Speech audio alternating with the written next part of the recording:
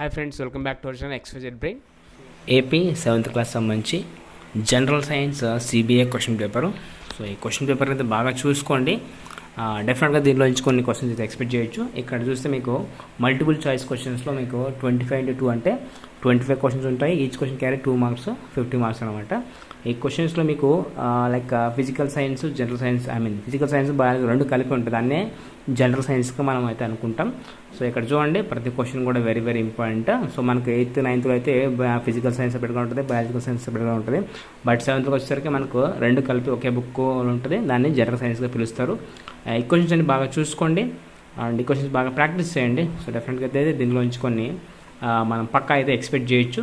And already me preparation అయిపోయింటుంది కాబట్టి ఎంతవరకు చేయగలుగుతున్నారు, ఏంటి క్వశ్చన్ టైప్ ఎలా అడుగుతున్నాడు, డయాగ్రామ్ బేస్ క్వశ్చన్స్ ఎలా ఉన్నాయి, కాన్సెప్ట్ బేస్ క్వశ్చన్స్ ఎలా ఉన్నాయి, అండ్ మల్టిపుల్ చాయిస్లో ఏ టైప్లో అడుగుతున్నాడు, ఇవన్నీ అయితే బాగా చూసుకోండి. సో డెఫినెట్గా అయితే మీకు ఆ టైప్ క్వశ్చన్స్లో వస్తాయి. మీరు కావాలంటే రేపు ఈ క్వశ్చన్ పెట్టుకొని చూడండి. ఇలాంటి క్వశ్చన్స్ మీకు అయితే అందులో కనిపిస్తాయి. సో అన్నీ కూడా బాగా ప్రాక్టీస్ చేయండి. డెఫినెట్గా అయితే మీకు మంచి మార్కులు వస్తాయి. And don't depend on leaked papers. ఆ లీక్డ్ పేపర్స్ వల్ల మీరే సెల్ఫ్ కిల్లింగ్ అనమాట. మీ చదివే కెపాసిటీ మీరు కోల్పోతారు, కాబట్టి అలా చేయకండి. ఇవన్నీ బాగా చూసుకున్నట్లయితే డెఫినెట్గా మీకు మంచి మార్కులు వచ్చే ఛాన్స్ అయితే ఉంటుంది. అండ్ ఫిజికల్ సైన్స్ కాస్త టఫ్గా ఉంటుంది కాబట్టి వాటిని ఎక్కువ ఫోకస్ చేయండి. అండ్ బిట్స్లోనే మీకు ఆల్మోస్ట్ 50 మార్క్స్ అయితే వస్తాయి. స్కోరింగ్ సబ్జెక్ట్ సైన్స్ అంటే స్కోరింగ్ సబ్జెక్టు మీకు ఈజీగా అయితే వస్తాయి, అందులో డౌట్ లేదు. ఇక్కడ చూడండి, ఎయిడ్స్ లేదా అక్వైర్డ్ ఇమ్యూనో డెఫిషియన్సీ సిండ్రోమ్ బారిన పడిన వ్యక్తి ఇన్ఫెక్షన్లో బారిన పడే అవకాశం ఎక్కువగా ఉంటుంది, మరి తరచుగా అనారోగ్యానికి గురవుతారు. సో ఈ సమాచారం ఆధారంగా మీరు కింది వాటిలో ఏం చెప్పగలరు? వ్యాధి ఉన్న వ్యక్తికి దానివల్ల రోగం నిరోధక శక్తి తక్కువగా ఉండే అవకాశం ఉంటుంది. Yes, true. వ్యాధి ఉన్న వ్యక్తికి గుండె జబ్బు, మధుమేహం వంటి వ్యాధులు ఉండవచ్చు. ఇది రాంగ్. వ్యాధి ఉన్న వ్యక్తికి ఇన్ఫెక్షన్లతో పోరాడడానికి శ్వాస తీసుకునేటప్పుడు అయితే ఆక్సిజన్ లభించకపోవచ్చు. ఇది right.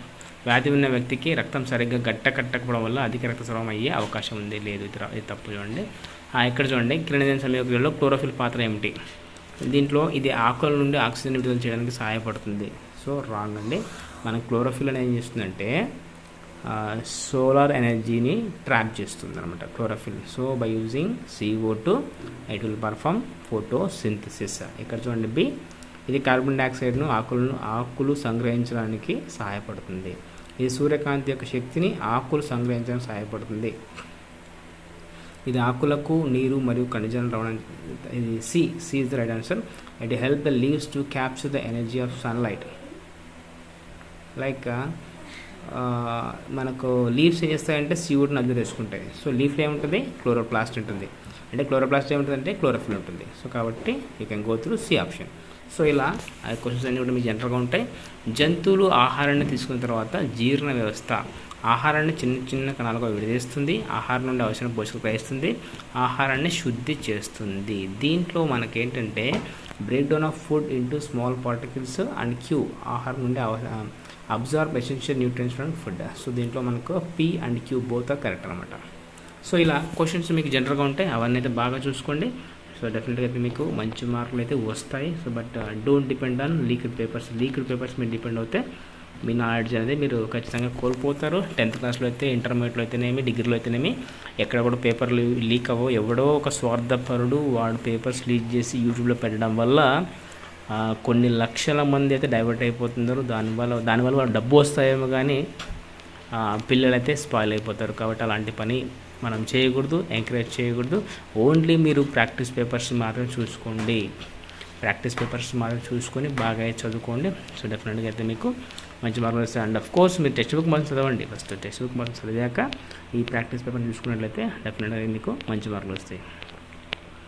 That's all for today friends. ఇలాంటి మరిన్ని అప్డేట్స్ కోసం మన ఛానల్ సబ్స్క్రైబ్ చేసుకోండి and click on the bell icon for notification. Do like and comment, share someone who will this one. And thanks for watching. Thank you so much.